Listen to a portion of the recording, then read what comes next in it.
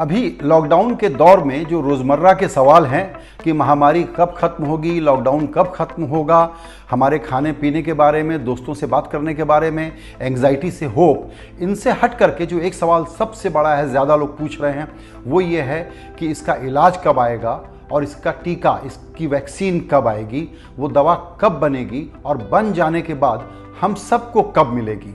ये सबसे बड़ा सवाल है। जब तक ये वैक्सीन नहीं आएगा तब तक ये दुनिया नॉर्मल नहीं हो पाएगी।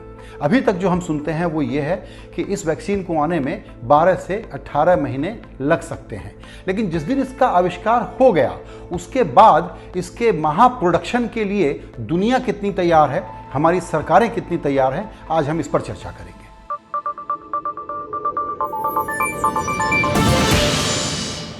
अभी आप रोज़ाना बहुत सारी खबरें देख रहे हैं ड्रग के मामले में और वैक्सीन के मामले में।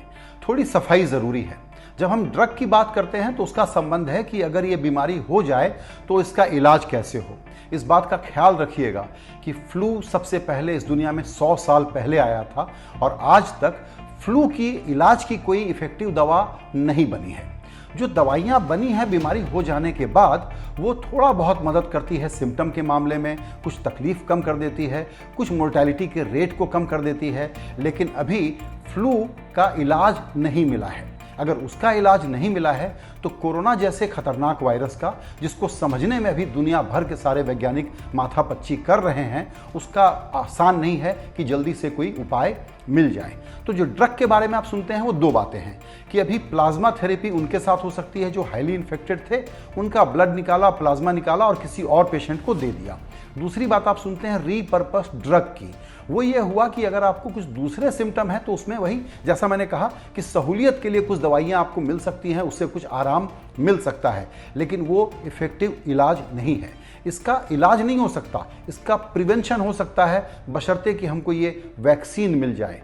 वैक्सीन के लिए जब ये दुनिया इस वक्त राजनीतिक तौर पर टूटी फूटी और आइसोलेशन में जा रही थी, तो अच्छी बात यह है कि दुनिया भर के वैज्ञानिक इस वक्त अचानक यूनाइट हो गए हैं, दिन रात मेहनत करके इसका तोड़ ढूंढने की, इसका समाधान ढूंढने की कोशिश कर रहे हैं। कोरोना के साथ दिक्कत यह है कि अब कई जगह से वैज्ञानिकों की ये रिपोर्ट आ रही है कि क्या ये अपना पर्सनैलिटी ही चेंज कर रहा है, क्या इसमें एक ऐसी बनावट में बदलाव आ रहे हैं कि जब तक हम इसका कोई वैक्सीन निकालेंगे तब तक ये कोई दूसरा रूप ले चुका होगा या ये कमज़ोर हो चुका होगा। क्या शरीर में सिर्फ अपनी जो इम्यूनिटी है उससे ही इससे लड़ा जा सकता है, लेकिन इन सब बातों के भरोसे नहीं रहा जा सकता, इसका वैक्सीन तो ढूंढना ही पड़ेगा।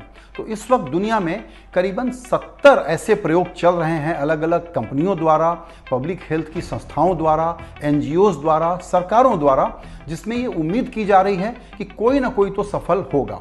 जब से चाइना ने इसका जेनेटिक सीक्वेंस कोविड-19 का अवेलेबल करा दिया था, तो सबसे पहले जो इस वक्त दौड़ में आगे है वो है मॉडर्ना नाम की एक कंपनी जो अमेरिका में है, और उसका कहना है कि हमने तो ह्यूमन ट्रायल शुरू कर दिया है। बहुत लोग अभी शुरुआती स्टेज में है। इसके 3 स्टेज होते हैं। फेज़ 1 में आप इसको कहते हैं कि ये ह्यूमन ट्रायल के लिए रेडी होता है। फेज़ 2 में आप जाकर के इसके प्रोडक्शन की तैयारी करते हैं, प्रोटोटाइप बनाते हैं, अप्रूवल लेते हैं, और थर्ड फेज़ होता है जब आप प्रोडक्शन में चले जाते हैं। मेरे इस बातचीत का सबसे बड़ा जो जोर है वो इसी पॉइंट पर है कि 6 महीने हो, साल भर हो, 18 महीने हो, मान लीजिए 3 महीने में ये वैक्सीन हमको मिल जाता है। किसी एक देश को मिलेगा। यहीं पर दुनिया भर के वैज्ञानिक संगठन अपनी सरकारों से भी ये कह रहे हैं और ग्लोबल लीडर से भी यही कह रहे हैं कि यहाँ कोलैबोरेशन ज़रूरी है।